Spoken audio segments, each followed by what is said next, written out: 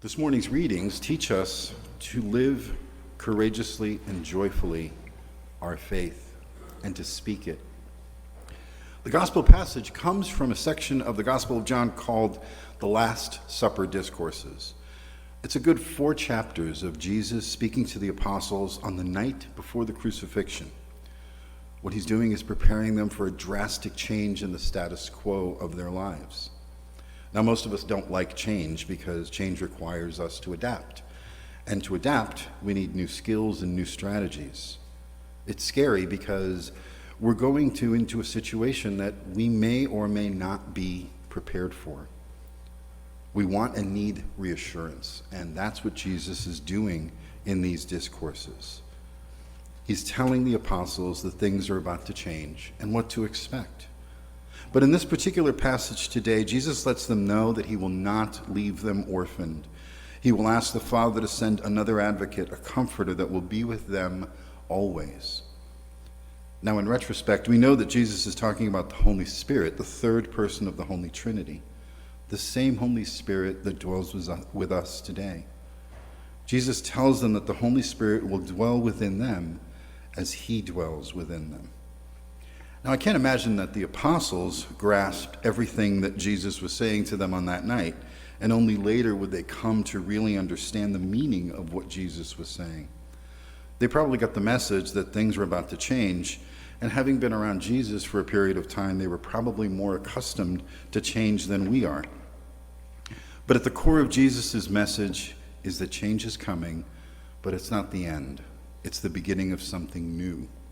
And the Father will send help to guide them and to enable them to continue the mission, despite setbacks. Why will there be setbacks? Jesus is pretty clear here too.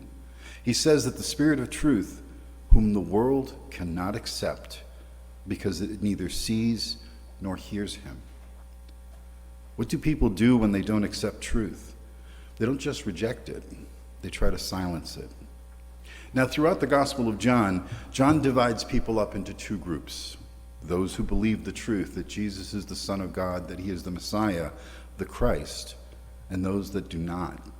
And it is the second group that consistently attacks Jesus both figuratively and literally.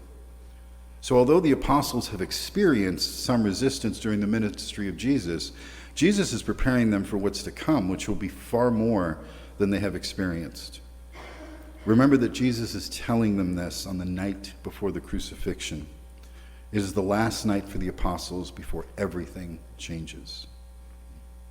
Now, in the first reading, we jump forward in time after the resurrection, after the Pentecost, and immediately after the martyrdom of Stephen just outside the walls of Jerusalem.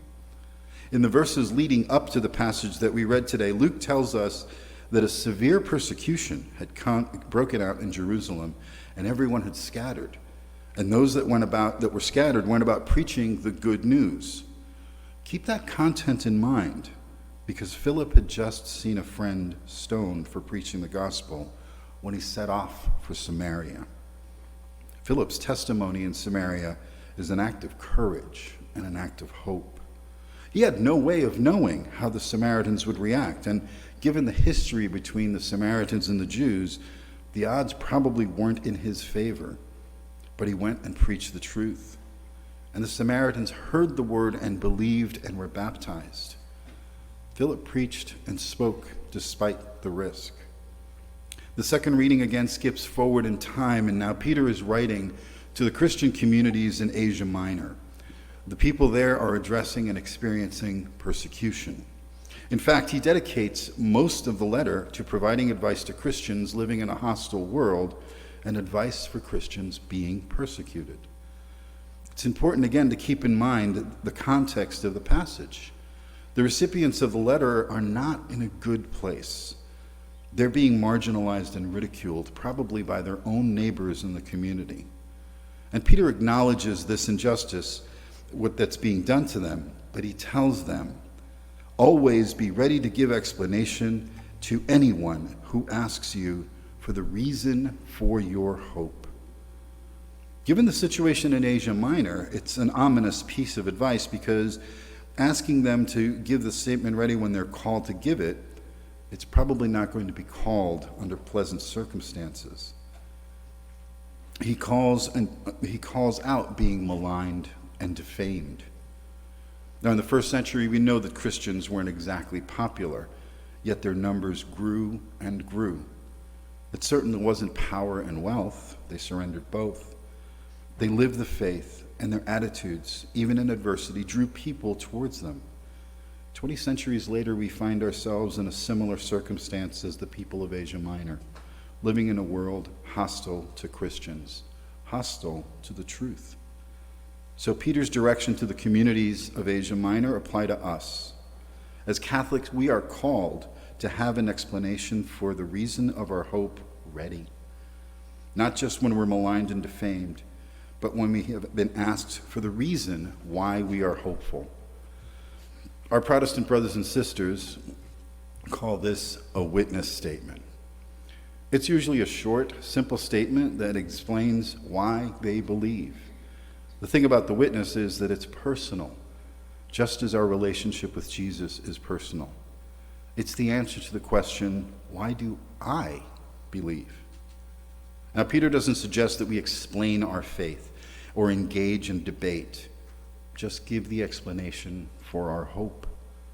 He goes on to say to give this explanation with gentleness and reverence, not combativeness or challenge, not anger or indignation, not even righteous indignation. Gentleness and reverence. What's the reason for our hope? Why do we believe? Now, it can be as simple as, my relationship with Jesus gives me peace and purpose, and I hope to live forever in the peace of Christ. What are your words that you can share with others? And share with others, we have to. Because if they don't know Jesus, they're living in a very bleak world. They might know the concept. They might even know some of the verses from the Bible.